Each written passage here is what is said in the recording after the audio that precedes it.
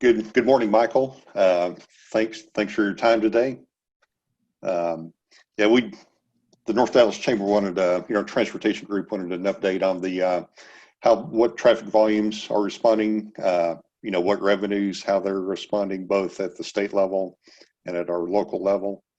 Of course, Michael needs no introduction. He's been in that role and does a wonderful job.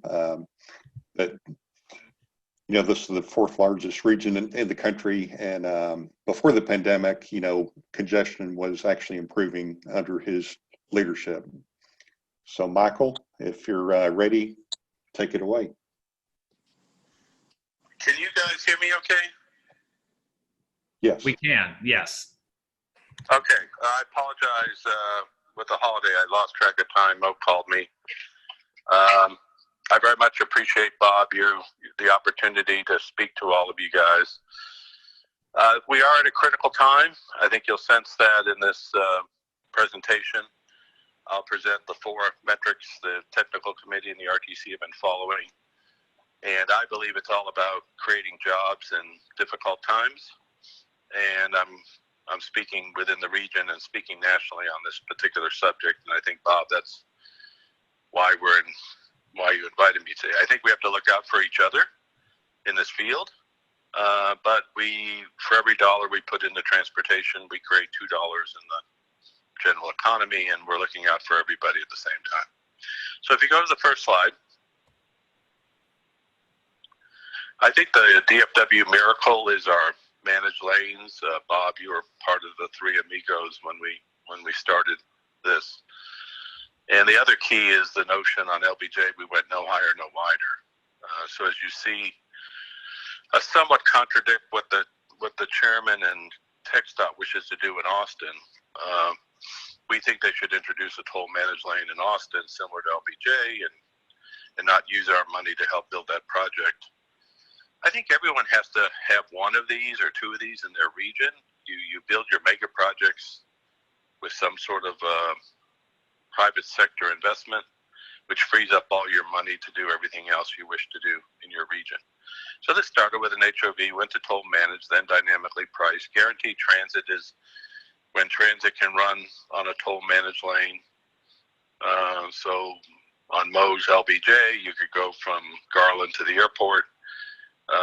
If we don't get you there on time, then the transit fare is free.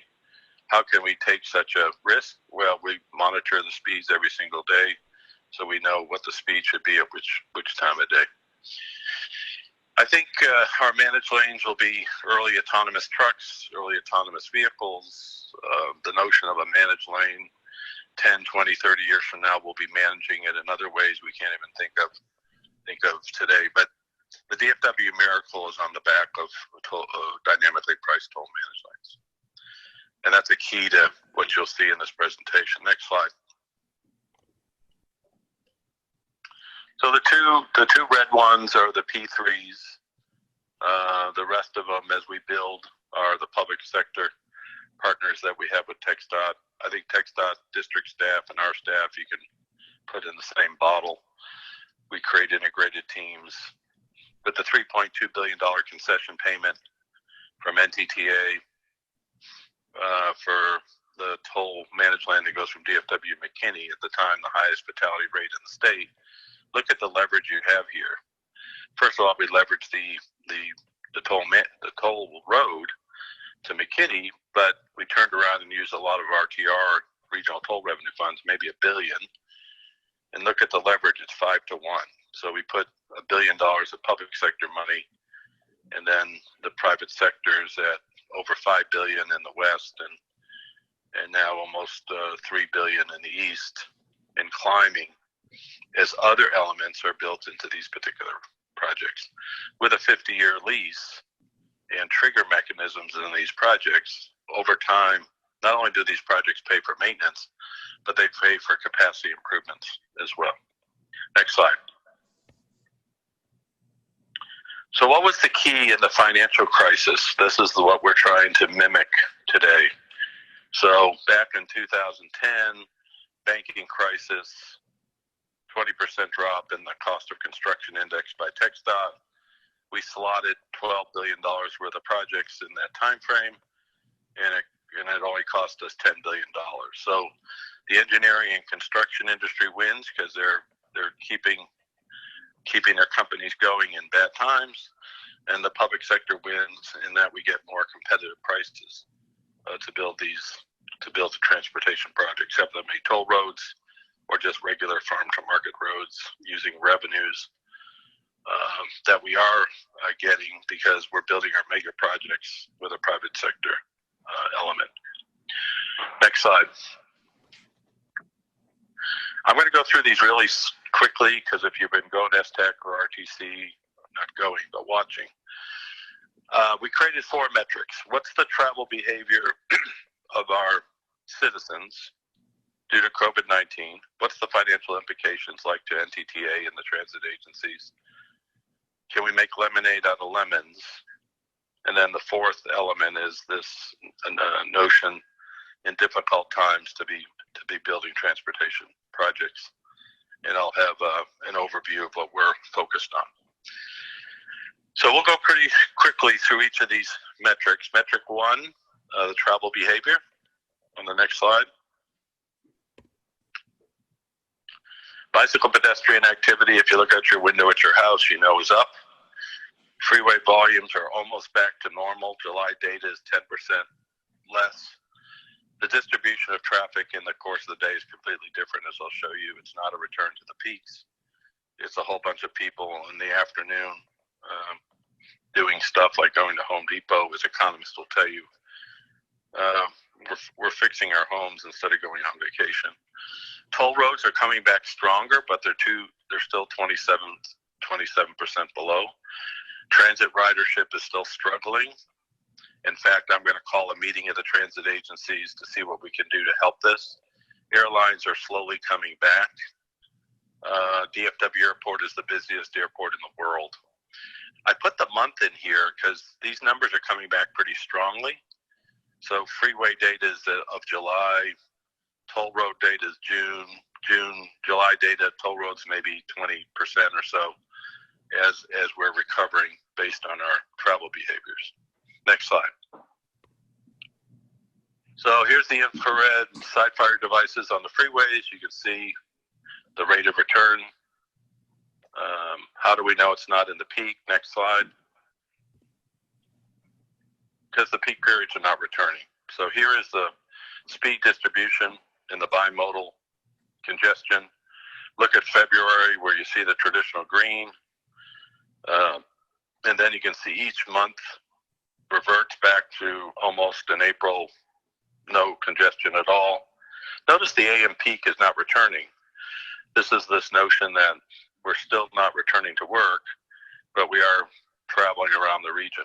I think there's a lot of substitution of vehicle traffic for airline traffic this summer on vacation. We may not be driving to Colorado Springs, but we're driving maybe around as we vacation, helping the gas tax receipts.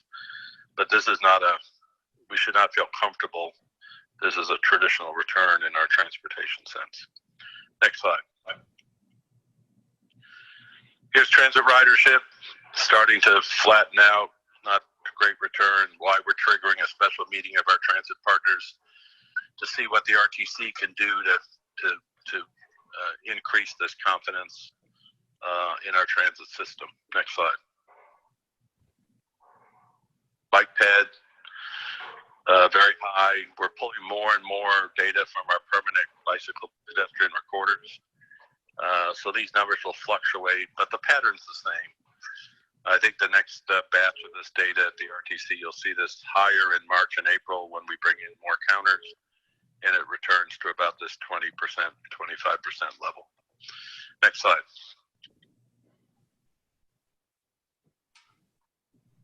Airport trends really smacked.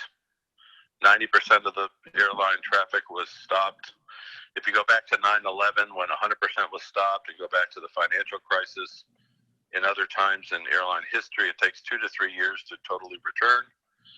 But aviation is coming back, and our hope with the vaccine, there'll be latent demand for all of us wishing to get away. complete change in logistics of American Airlines. They're flying to Asia from DFW, not from the western cities. This is what's making DFW the airport, the busiest airport in the world. Next slide.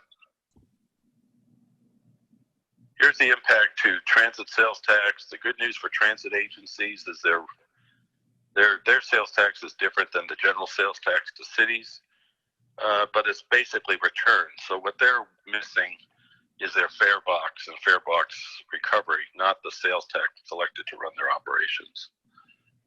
DART is still down, but others are recovering. The direction is positive, so people are shopping in a continued technology way. Next slide. Motor fuel tax is returning again with a 90% return of VMT. You're seeing that return with regard to gasoline tax. It's not for the traditional purposes, but it is a revenue source important to us in state and federal gasoline tax receipts. Next slide. So in Proposition 1, there's sales tax and new car sales. Change in industry really hurt in the spring. A lot of that closed. Those that are working seem to be buying vehicles and buying stuff. Those that aren't are in tough ways, which is why we're trying to create jobs through these innovative funding partnerships. Next slide. Motor vehicle sales tax, again, a component of Prop 7. See the April-May decreases when it was hard to buy a car. Numbers are returning. Again, those that can are, and those that can't is why we're working hard and why I'm probably been asked to give this presentation today. Next slide. Here's the one that I think will be hurt the most, Proposition 1, oil and gas severance tax. This is when we voted to receive receipts from when natural gas and oil is pulled from the ground. This is a function of both volume and price. Volume is down and prices are down. A lot of hedging going on. I think prices will be down for some time as these companies are trying to survive. So Prop 1 receipts will be a major item we'll be using in the legislative session to introduce private P3s to offset this loss of revenue. Next slide. NTTA transactions. 360 is shown because the RTC holds the note on 360. It's doing pretty well compared to NTTA, but NTTA is coming back stronger. RTC is very interested in NTTA to do next projects. I'm not doing a good job convincing RTC members that let's give NTTA time to recover so they can reduce risk on their bond covenants. All of NTTA's projects are currently under construction are continuing. They're delaying new things. The RTC may front load engineering funds for NTTA to do the George Bush extension and the 360-161. But we'll be working with Mo and others to find out what's the best way to expedite NTTA's engineering and environmental clearance. I think staff will recommend to the RTC to do so. NTTA is looking at, do they wish to not borrow the money and wait for a better time?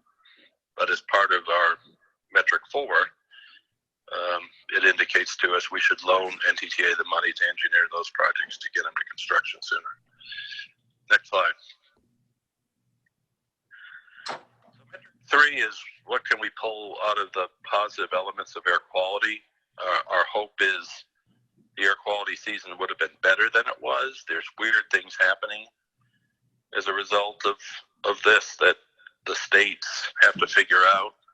I don't know if it's the ratio of nitrogen oxides to VOCs have changed, but something is going on. They can't even predict ozone alert days like they used to, but we're trying to maintain as best air quality out of this as we possibly can. Maybe we don't all return to an AM peak at 100%, maybe, and you guys can maybe help me. Should the target be 75 or 80%? And we Teams and Zoom one day a week in the morning to keep the load off the roadway system. But I would like to come up with a region-wide policy with regard to how we as employers should return in a post-COVID-19 world. Next slide. This is the transition into the final part of the presentation. 1 billion creates 12 to 15,000 jobs. No one mode of transportation does better with regard to its economic impact. A construction job is a construction job, and a construction employee needs to go to the dentist, buy hamburgers, and he or she needs to buy blue jeans. That's the impact to the general economy, and this is my interest. This is my passion on developing innovative tools and to flex some intellectual expense.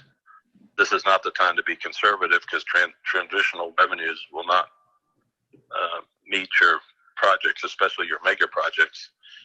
So let's work with the legislature to create sort of policy sensitive, economic sensitive, look out for each other and create these jobs. And this is the theme and transition to that.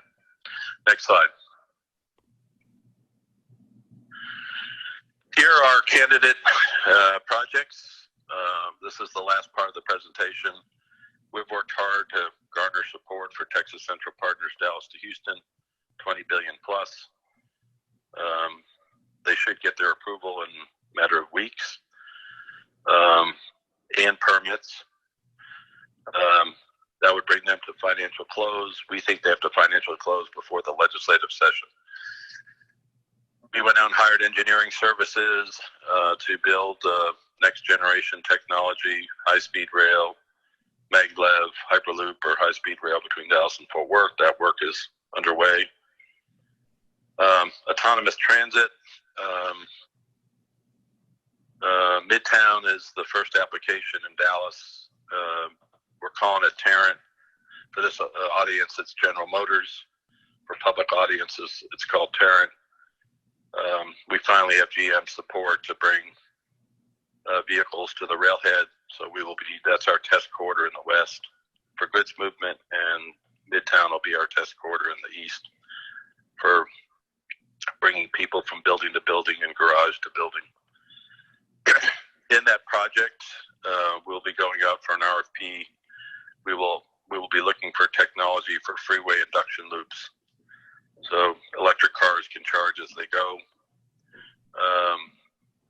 We'll probably put it in our test quarters because we'll have electric autonomous delivery of both GM cars and people.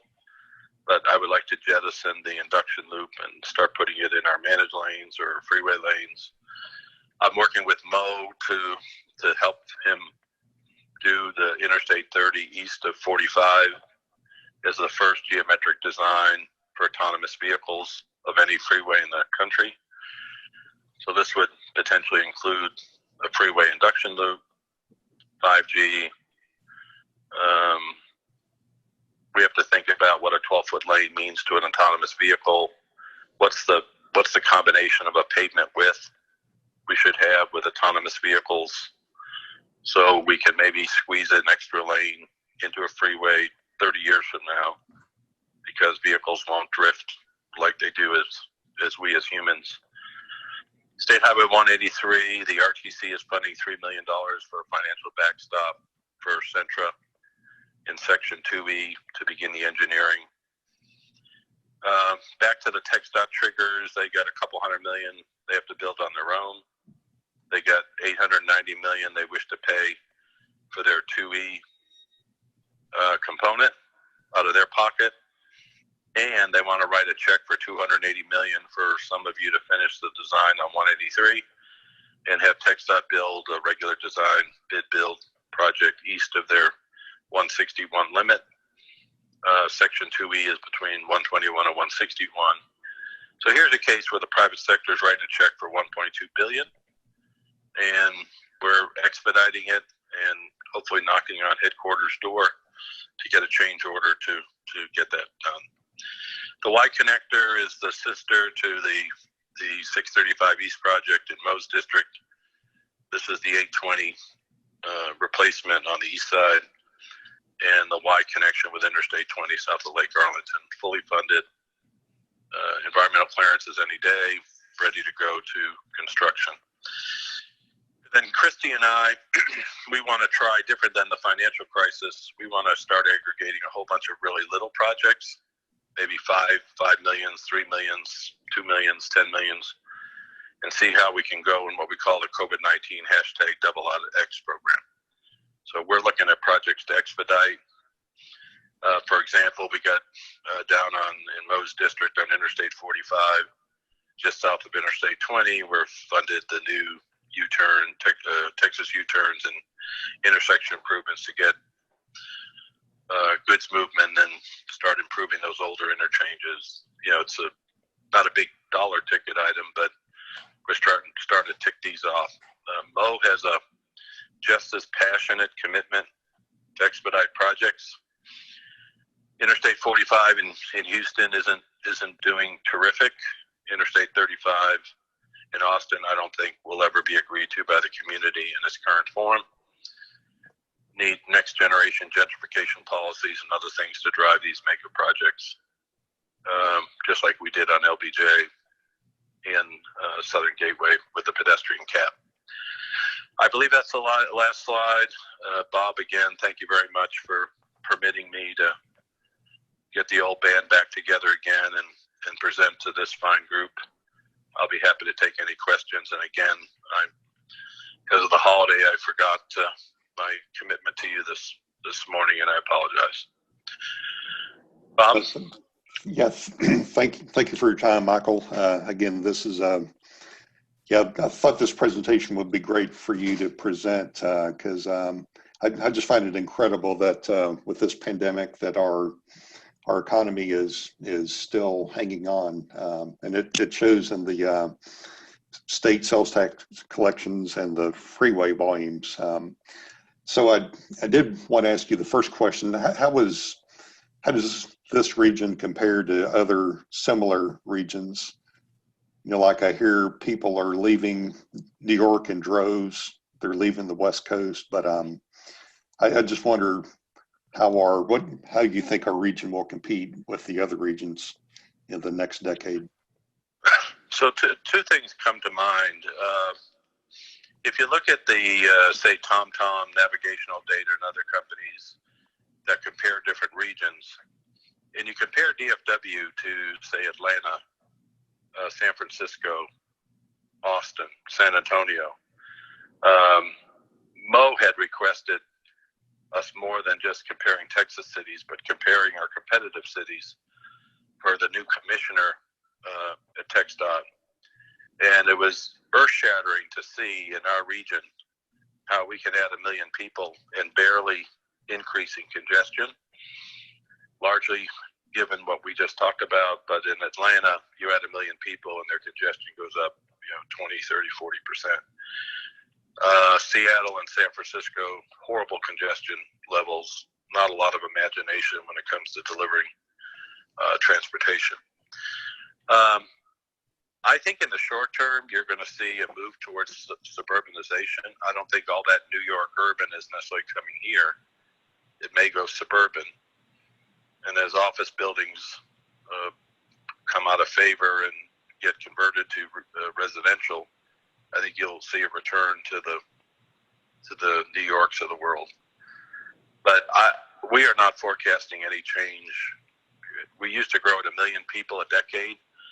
So 60 to 70 it was 1 million, 70 to 80 1 million, 90 to 2,000 1 million. Now we're growing 1 million people every 8 years, and I think that's going to continue. I think having a rail system is important for those people that want a rail system. Having a managed system is important for those that need reliability. Having sidewalks are important for those. The key to our success is not putting all of our eggs in one basket, delivering a variety of transportation. I think, Bob, that's what answers your question. People that wish to have different varieties, some that like salad, some like soup, some like a steak, you can come to the transportation system of Dallas-Fort Worth and find that home. You will not get that in a box of tax policy, affordable housing in other parts of the country. So the people on this group that focus on transportation, we just got to redouble our efforts, and we will have an aggressive campaign with the legislature in getting a fair share of our money to stay in our region, creating an opportunity for innovative tools to be used in other parts of the state. But I think we're going to be hot meaning growth-wise for some time. I think we've got a question from Dev. Dev, do you want to unmute and ask your question? Sure. Hey, good morning, Michael. Thanks for being here. And, thanks as always for a very thoughtful presentation. And we appreciate all the work that you've done over the years and, during the last downturn, and you're thinking now. So I have two questions. One is I'm curious about what our congressional delegation is doing in terms of extending the FAST Act. I believe it's set to expire at the end of September. And of course, that's a critical item for our transportation funding. And then secondly, part of our mission at the North Dallas Chamber is to really advocate for important legislative initiatives in our region, and would be interested in hearing what you think are some of the one or two things that we really need to be thinking about for this 2021 legislative session. So not only our office, our whole region is close to our congressional delegation. They're very grassroots, and it doesn't matter if you're blue or red. If you're Kay Granger or Eddie Bernice Johnson, they're strong commitments. So our congressional delegation is very much advocating, I would say, the Dallas-Fort Worth motto, a diversity of transportation investments and innovative funding tools. The backdrop of this election, as you can imagine, this conversation has nothing to do with anything in transportation in Washington. The Washington conversation has everything to do with everything but stuff like this. So I think until the election, we're at the mercy of all that other stuff. But it's not because our delegation doesn't understand or get it. In the RTC meeting on Thursday, pulled the 5 letters. 4 of them are to the House Transportation Committee. It starts to lay out. It's a little earlier, because we'll have our critics from headquarters and other places when they start seeing our legislative program. It's a little earlier than I wish, but instead of holding hearings, the Transportation House Committee is inviting responses to their letters. So if the Chamber wishes to get involved, look at the direction those letters are in, and deadline is September 18th to the House Transportation Committee. But you're going to see formula allocation. You're going to see this COVID-19 program. I think the committee has been watching what we're doing and trying to gain additional support. And then I think you're going to see this notion of, really formula allocation. And if you do formula allocation, then people like Austin are going to have to ask for a P3 to get to where they need to go. So I think it's important to keep it simple. We all get really complicated in this, but I think the bottom line position is, look, we put gas in our car. We voted for Prop 1. We voted for Prop 7. We should get our fair share of those revenue sources. If you keep it that simple, then the commission can't take our equivalent of gas tax receipts, Formula 1 and 7, and then move it to somewhere where they, like a $5 or $8 billion project where they don't need to do a P3. But Deb, it's nice to see you again. Good to see you Haven't too. seen you lately. So Any other? Congress is fine. Congress is fine. Don't expect a lot other than maybe an infrastructure bill that we're still hoping for. But we're not waiting on an infrastructure bill. You know, I think what the RTC's position is, don't wait. Bob, remember Rick Williamson's, don't wait for a white knight coming over a hill. Don't wait for Washington. Don't wait for the state. Roll up your sleeves and do it yourself. And that's basically the motto that we're taking. Yeah, I guess what I had heard was we were hoping that Congress in September was going to at least just extend the FAST Act for 1 year, given the political environment. Is that what you're hearing also, Michael? Yeah, you either have an extension or a continuing resolution, or there'll be some status quo. The details probably aren't critical, but you're not going to see anything new until a new administration. Thanks very much, Michael, and thanks, Deb, for those questions. Any other real quick questions for Michael, since we're coming up on our 9 o'clock close time? Well, if not, Michael, thank you so much for jumping on. As a token of our appreciation, we'll be making a contribution in your name at the end of our fiscal year to the North Texas Food Bank as a token of our appreciation for you joining us today. And we'll make the presentation available for the full committee to see electronically. And anybody have any final questions or announcements or updates? Jeff, this is Michael. Thank you very much for inviting me. Thank you very much for tolerating me being tardy. Look at Mo and Michael as your partner, but I think we will need support. Phil is on, and some others. We will need support because we're going to run contradictory to headquarters this fall. It's not a comfortable position for us to be in, but if you want to focus on outcomes and how to build a better Texas for the future, that's what we're going to be doing, and it's going to be bumpy, and we could use some friends this fall and try to take the politics out of this and get back to some of these very fundamental principles. Why aren't we focusing on outcomes? Why aren't we leveraging our money? Why aren't we building things faster? Why aren't we trying to build more? Why aren't we trying to create jobs? And don't get in the middle of the politics of it all as best we can. But again, Jeff, thank you very much, and thank you to the committee. Hopefully I can present to you one day in person. And Mo, thank you for all that you do as our partner getting these projects built. Thank you again, Michael, and we're always happy to partner with you all, and look forward to continuing to do that. You're in good hands here. Deb is the chair of our Public Policy Council, and in fact, we've got a Public Policy Council meeting today at noon. We'll be talking about some of our legislative priorities for the upcoming session for 2021. So you're in good hands with Deb and the group here. If you look at the RTC letters, they went out Friday. That'll give you a nice roadmap for where we're going next Thursday. Sounds great. Thanks, Michael. And we'll leave the line open for networking, so feel free to stick around. Don't feel obligated to jump off, but we'll leave the line open for networking for the next 15 or 20 minutes for anybody who'd like to stay on. And otherwise, Bob, do you want to close us out?